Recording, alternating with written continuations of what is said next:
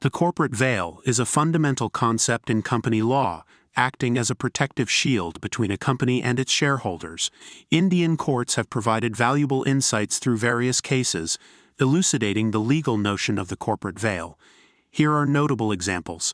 Solomon and Company, Limited, 1897. Overview. While not an Indian case, this seminal decision has had a profound influence on Indian jurisprudence. Significance. The House of Lords affirmed that a company is a separate legal entity, distinct from its shareholders. This decision established the principle that in normal circumstances, shareholders are not personally liable for the company's debts.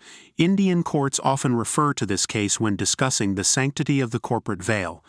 Lifting the corporate veil. Vodafone International Holdings BV Union of India 2012.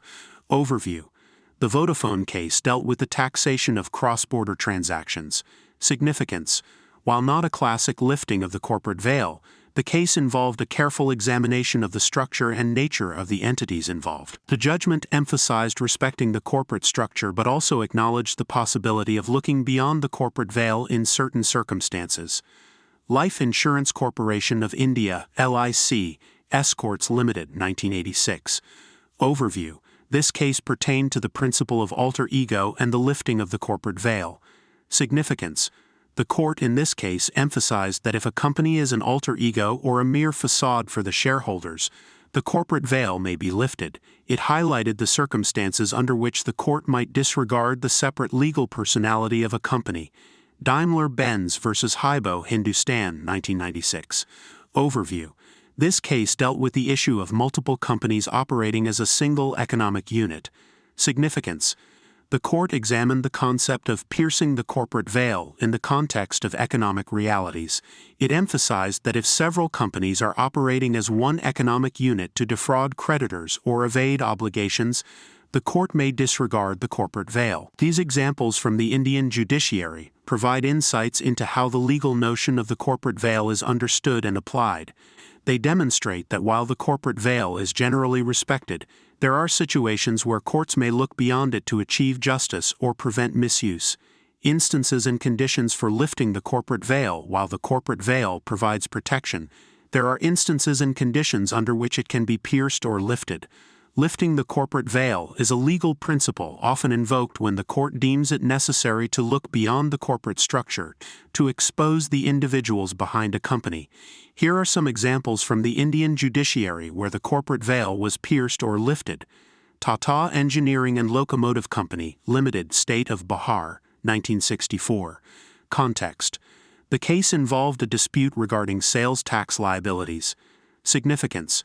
The court in this case emphasized that if the corporate structure is used to perpetrate fraud or as a device to evade statutory obligations, the court can lift the corporate veil. It highlighted the importance of looking at the substance of a transaction rather than merely its form.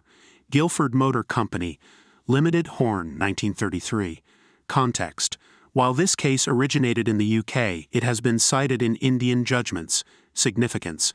The court in this case restrained an individual from using a company he formed to carry on a business in competition with his former employer. The judgment laid the foundation for the principle that the corporate veil can be lifted if the company is used as a mere cloak or sham. Jugalal Kamlapat vs. Commissioner of Income Tax, 1969. Context. The case dealt with the application of the corporate veil in the context of taxation. Significance. The court in this case held that the corporate veil could be lifted when it is necessary to prevent the misuse of the corporate structure for tax evasion. It emphasized that the court would not allow the corporate veil to be used as a shield to cover fraud or illegality.